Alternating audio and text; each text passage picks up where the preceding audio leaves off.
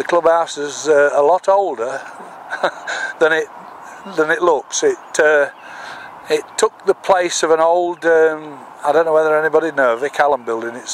They're made of timber and plasterboard. It was built in the 70s, and the new pavilion piggybacked on the club's success in 1994 in the National Village, before which very few people knew where Elvaston was, but after winning it, it was national news, and everybody in the local area, you know, celebrated our win down at Lord's in '94. Doors open, people wanted to know us a lot more.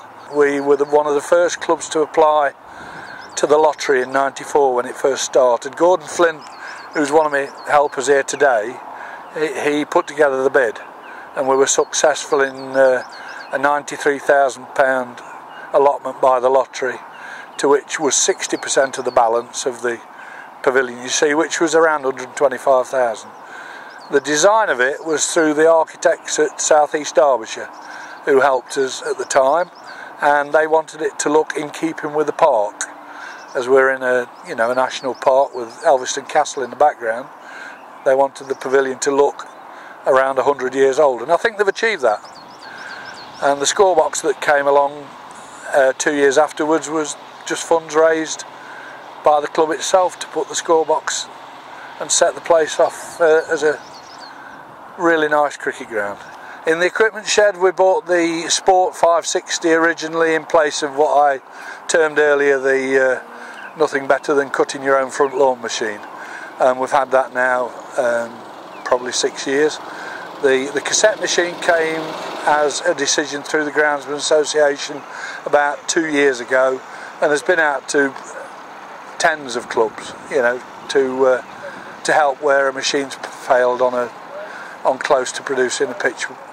Alongside that, there are discounted products through the association with Dennis. Mower Safe recently is one that they've offered us, where clubs can make sure that the mowers are safely locked away in a storage facility unique to Dennis.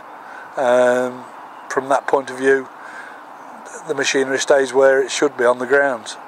So we've got a really well organised, well set up club, because I've been aware of too many clubs where, if you like, you rely on one or two people, and if they eventually fall over, which they do, it's very difficult then to pick it up. So there's got to be good succession, there's got to be people available to do this work, and we're very fortunate. I mean, we've got the volunteers, we've got the people who want to commit, and they commit tremendously. I mean, you've seen a lot of the ground staff. I mean, they're committing 3 days a week now solidly to keep these two grounds going, and it's quite remarkable, you know, what they'll do as volunteers. We view ourselves as being an organisation that is in the lead. Obviously we were the first club in the country to get Club Mark. One of the key things here is being able to attract volunteers, and Club Mark is one of the key areas for us to be able to demonstrate to partnering organisations, to members, to new members, partnering schools, that we're a quality club, we're doing the right things, we're working with the community. It's a safe, friendly place for the children to come on down and play and enjoy and participate in cricket. So it's the first time I've been able to see how the new coaching structure's going, and that's being run by the coaches with Andy Johnson in charge of it, and I have to say I've been stood here very impressed. I'm proud of them, but I'm also impressed because I know what it's like to have 60 odd children at 6:15 trying to make sure the activity is structured. These guys are doing a grand job.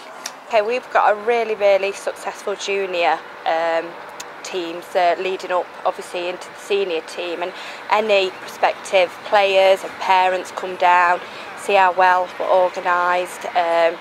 We do have 2 child welfare officers because we are such a big club.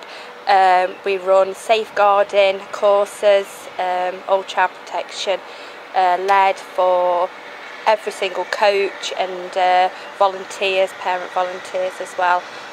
So yeah, quite an important role. So there's a lot of local schools that we link with. Some of them we actually have a contract with, because then we provide coaches into them to help them, and you know, they come and play here, etc.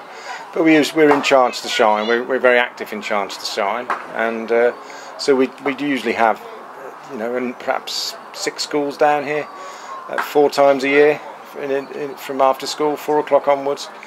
so they play quick cricket, and a number of them come and join us, and it's great. Everyone loves coming here. I mean, that's the interesting thing for me. I mean, one of the teams we played in the Premier League last week, they came early, and I knew one or two of them. I just said, "Oh, nice to see your chaps. We love coming back here," you know, because we got promoted. It was like, this is one of the grounds we want to be at. The trouble is, they all play too well against us, but it is. I mean, people want to come to here, and I do think it's important that we have local competition, local play within the leagues, etc. As you know, we're in an idyllic place. I mean, you've got film of it and everything else. It's fantastic positioning we're in. But when we expanded to having a third team and a fourth team, we had to use Parks pitches, we had to use other grounds, and we actually split the club in many respects because people didn't come back to the evening session here, it's whatever. And so basically it kind of made the club more difficult. So for the last 8 years I've been trying to negotiate to the second field, and at long last I managed to do that 2 years ago and get agreement that we would take the lease. And basically we started playing cricket there last June. We've invested an awful lot to make it a good ground with good square. We've done all the right things. Best advice we've had from top groundsmen to get this right. And now we've got every Saturday we've got 2 matches being played here, which is fantastic. You know, we've done a lot of work to set up the pavilion to enable us to do that. And you know, we even run 2 sets of teas and all sorts of logistics and making sure no one gets upset. But basically that's what we had to do because we were growing and we wanted people to be part of Elvaston and not be parked on some park pitch, which was not helping them really. We have a very large junior section as well as adult members. We play on Monday nights. There probably isn't a night of the week when there isn't a game going on somewhere where our players are involved. And to be able to have the facilities that we have and being able to provide such an attractive and a place to play, a partnership with people like Dennis are absolutely vital. If nothing else, it means that the people that are preparing the facilities for us are working with an organisation who've got a good understanding of the requirements, what the groundsmen need, and it's a two-way thing. We can feed things back to yourselves as well, so that between us we can move forward and understand what the needs of a growing club are likely to be in the future. Just continually improving. I mean, from where I started with machinery that couldn't produce this standard of finish to where we are now has been the last 20 years, and a lot of money spent. Generally, yeah, acquired knowledge, building up on quality machinery and products.